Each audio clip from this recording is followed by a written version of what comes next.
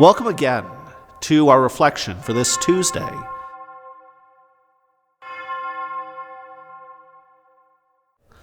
We hear from the first chapter of Isaiah, and specifically some harsh words that Isaiah has for those who turn away from God. But there's a message of hope that Isaiah gives us in this short passage. Isaiah talks about how, though our sins be like scarlet, like crimson in the world, yet we will spring up again, white as wool, and we will enjoy the goods of the earth. Now, what does that mean for us as Catholics?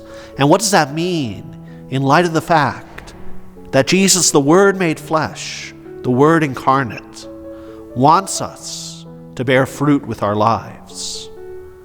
The good fruits of the earth that Isaiah is talking about are not the things that we think of in terms of the world, the pleasures of wealth, of beauty, of power. No, the goods of the earth that Isaiah is talking about are those goods that come through our deeds, through our service to others. The early father of the church, Clement of Alexandria, talked about this in his work on Christ the Educator, Christ our teacher. Christ our teacher who calls us to follow his example.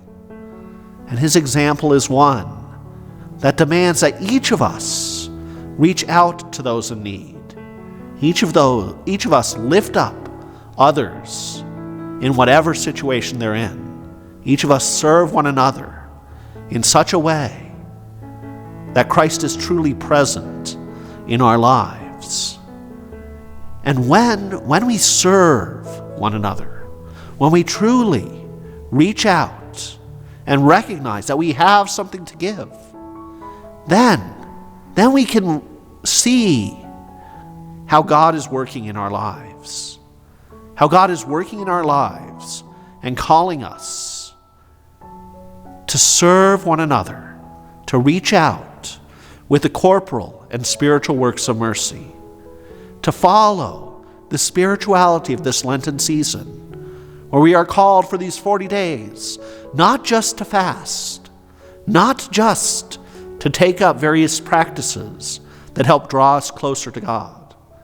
No, we are called also to give of ourselves, to give of our time and talent, serving one another and the whole world, bringing the good news that Jesus descended from heaven, was made incarnate, was suffered, died, and rose again for the simple reason that he wanted to lift our human nature up to divinity by his adoption of the fullness of humanity and retaining the fullness of divinity in his one divine person.